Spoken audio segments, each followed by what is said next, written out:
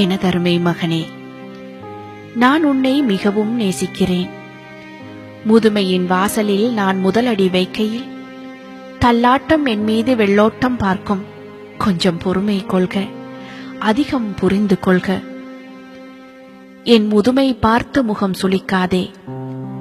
நான் சாப்பிடுகையில் கை நடுங்கி சாதம் சிந்திவிட்டேனா? சத்தம் போடாதே. உனக்கு நான் நிலாச்சோறு ஊட்டிய நாட்களை நினைவு கூர்க. ஆடை மாற்றுகையில் அவதிப்படுகிறேனா? அசுத்தம் செய்துவிட்டேனா? ஆத்திரப்படாதே. படுக்கை முழுதும் நீ பண்ணிய ஈரங்களின் ஈர நினைவுகளை இதயம் கொள்க. ஒரே பேச்சை தேய்ந்த ஒளிநாடா போல் ஓயாமல் சொல்கிறேனா? சலித்துக் கொள்ளாதே. ஒரே மாயாவி கதையை ஒரு 100 முறை என்னை படிக்கச் சொல்லி நீ உறங்கிய இரவுகளை ஞாபகம் கொள்க. நான் குளிக்க மறுக்கிறேனா? சோம்பேறித்தனம் என்று சுடுசொல் வீசாதே. உன்னை குளிக்க வைக்க நான் செய்த யுக்திகளை எனக்காக புதுப்பித்து தருக.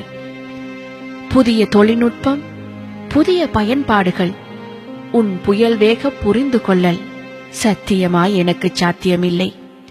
கேவலப்படுத்தாதே. கற்றுத்தருக. கவனித்து பழக அவகாசம் தருக. இனி சில நேரங்களில் என் நினைவு புரட்சியால் ஞாபகங்கள் அருந்து போகலாம். உரையாடல் உடைந்து போகலாம். நிறைய வேலை இருக்கிறதென்று நேரம் பார்க்காதே. என் அருகிருந்து ஆற்றாமை தேற்றுக. ஆசுவாசப்படுத்துக.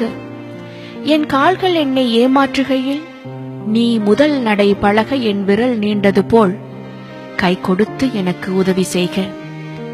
ஒரு நாள் சொல்வேன், நான் வாழ்ந்தது போதும் என்று.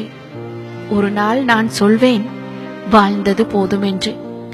வருத்தப்படாதே. சில வயது வரை வாழ்க்கைக்கு அர்த்தமில்லை. சில வயதுக்கு மேல் வாழ்வதில் அர்த்தமில்லை. காலம் வரும்போது இதை நீயும் புரிந்து கொள்வாய். இனி நான் வேண்டுவதெல்லாம் நீ என்னை புரிந்து கொண்ட புன்னகை. மீண்டும் மீண்டும் சொல்கிறேன், எனதருமை மகனே, நான் உன்னை மிகவும் நேசிக்கிறேன். என் வாழ்வு அமைதியோடும் உன் அரவணைப்போடும் முற்று பெற முயற்சி ஏனும் செய்வாயா? எனதருமை மகனே, முயற்சி ஏனும் செய்வாயா? நீ முயற்சி ஏனும் செய்வாயா?